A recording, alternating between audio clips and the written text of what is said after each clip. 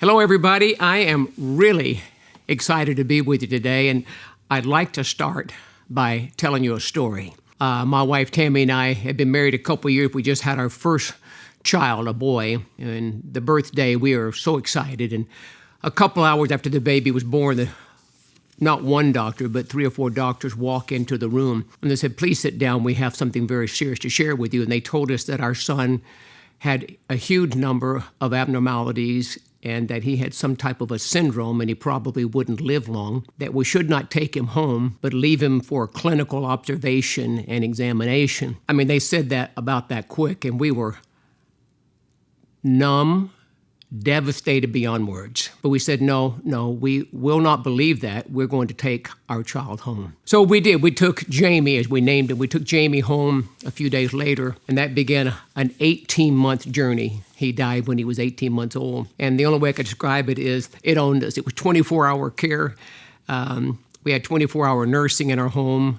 There were numerous times we called 911 emergency team to come in to revive him because he was dying. He actually ended up dying in my arms. On and on it goes. It affected our finances, our marriage, our health, our emotions, the whole shebang. It was the most devastating thing you could ever dream of as a parent. About halfway through that 18-month journey, we heard from the person living next door to us that a neighbor across the street had just had a child that also had some really intense difficulties and was not expected to have a long lifespan. Instantly, it just kind of hit us inside, and we felt compassion. I mean, you'd think, we're in so much pain every day. You never know what any day is going to bring in our home at that time, but we wanted to do something. So we got our little Jamie dressed up and put him in a stroller. We'd try to get him out once in a while and try to act normal. Rolled across the street and knocked on the door of a neighbor we'd never met. They opened the door, and they knew who we were from distance, and we knew who they were from the distance, but didn't know names. We introduced. They said, "Come on in." And for the next 2 hours, we unfolded our story about our Jamie. They unfolded their story about their Nyland, and the 4 of us cried together. Whew, it was a moving day, a kind of a identity moment, a connection moment. And they were touched by it and asked us, "Would you come over to dinner in a couple of days? We really like to talk more." So we did. It was a little rough. The guy was pretty crude and pretty profane. But we liked him. And we invited him a few weeks later to our house, and it so happened it was Valentine's Day, and we had invited our small group, 3 couples, to come over. It wasn't a normal Bible study. It was just to come over and have a party and celebrate Valentine's Day. So they all came, and we invited the new couple across the street. They were shocked at these cool couples. The next day, the guy, Scott, says, "Jerry, who are those people? Man, they're cool. I like them. And they're all about Christian like you." "Oh, yeah, man. We all go to the same church." And I said, "Scott, we've been friends now for a couple months. Look at me. You need to become a Christian, man. This is the whole deal. God put us together. You would make a great Christian, and you need to be in a church." Well, he didn't respond to that day. A few months went by, and finally Scott and Lori both prayed to become a Christian. And yes, they did become a part of the church. Here we are 35 years later. Last time I heard from him, he and his wife are still Christians. Their children are Christians. Their grandchildren are Christians. And Scott has spent most of the last 25 years helping hurting people in the community. Now, you might ask, why in the world would Tammy and I, when we are hurt so much ourselves, we needed people every day, how could we go to this couple? And I think it's just one word. It's the word compassion. The compassion we felt that day initiated an action. And that reminds me of the story I just shared with our church recently. It's just simply the story of a man who was on a journey from one city to the next, and along the way by himself, he was attacked by some bandits. He was stripped of his clothing, robbed of everything he had. They beat him up and left him to die. Lo and behold, a religious leader comes walking down that same pathway, sees the man laying there dying, crosses the street to get away, and goes forward. Later, another religious type leader is walking down the pathway, comes up to the guy laying in the ditch dying, crosses the street, and goes forward. Then there's a third guy. We only know him by what the Bible calls him a Samaritan. That just means a man from Samaria. He was walking by, and his story is different. I'll read it to you. From Luke chapter 10, it says, "A Samaritan, as he journeyed," meaning he was just doing life. He's just going from point A to point B. He wasn't looking for anybody. As he journeyed, he came to where this man was. And when he saw him, he had compassion. He went to him, bound up his wounds, and then he set him on his donkey. He didn't ride anymore. He let the other guy ride and took him to a local inn so he could be there and repair and be cared for. It's a beautiful picture. The compassion that he felt led him to an action. He took care of the wounds and took him to an inn. I like to think of that as a church, a place where he could mend, get better, be healed, move forward, a place where people could help him. It's a beautiful story. And, really, I think that's what I'm trying to say today, the story that Tammy and I had with our neighbors, and here with the Good Samaritan, just doing life, just going from point A, just going to work, just going to school, just going to the grocery store, just going to the beach, just doing life in the journey. We come across people. And if you understand what it means to be a Christian, it doesn't mean to just believe in Jesus. It means to be a follower of Jesus. Christian is a follower of Christ. Big difference. So if you read the stories in the Bible of the journey that Jesus would take, and it records and tells us many beautiful stories, any time he came came close to hurting humanity, someone who's hurting, he always had compassion and would stop and heal them or encourage them, make life better. So as a Christian, I feel God challenging me as a pastor to challenge us as a Christian.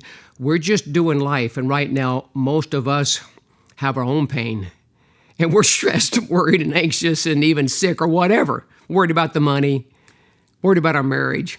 We're carrying our own pain. It's difficult to think through that and want to help somebody else. But I'm asking us to lift up our eyes. There's something powerful about looking for a way to help others when we need help ourselves. We're not waiting till life gets perfect.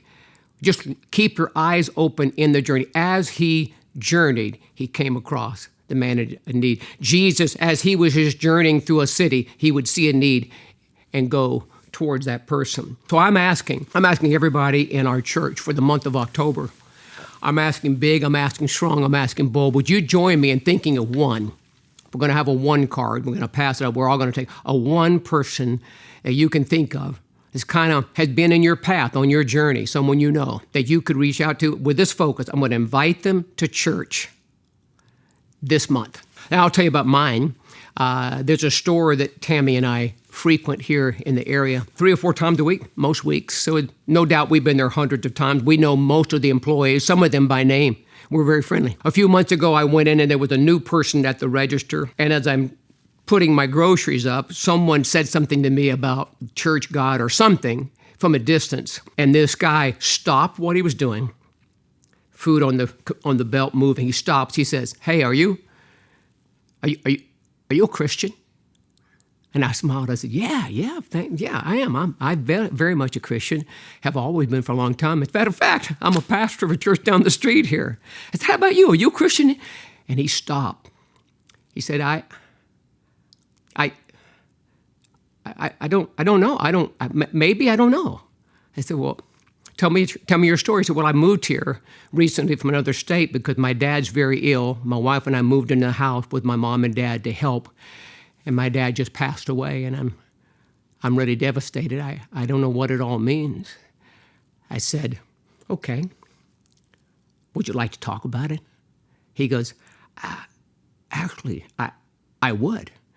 I said, well, I tell you what, I can either give you my number, and you can text me, or you can give me yours. He said, I'll give you mine. He ran off, got a piece of paper, wrote his name and his phone number, and handed it to me.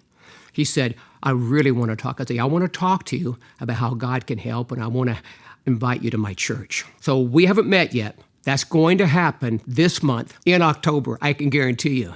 And this man was just in my journey. I wasn't looking for him. I'm just buying groceries because I'm hungry, just doing life. And I turned, and it was a divine appointment. I'm praying compassion on you and I in the month of October. I'm praying we step forward with the one.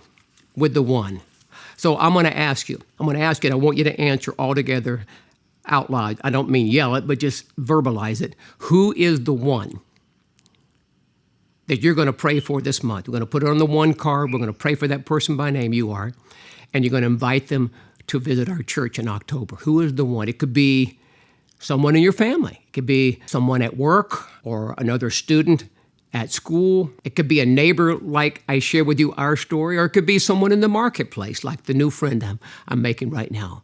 Who is the one? Ready? Say that name. Okay, I want you to say it one more time. Ready? Say it again. So I'm asking you to agree with me. We'll all agree together. This is the month of praying for the one and inviting the one to come to church. So I want to close. Thanks for listening to my heart. I believe this is God's focus for our church for the entire month.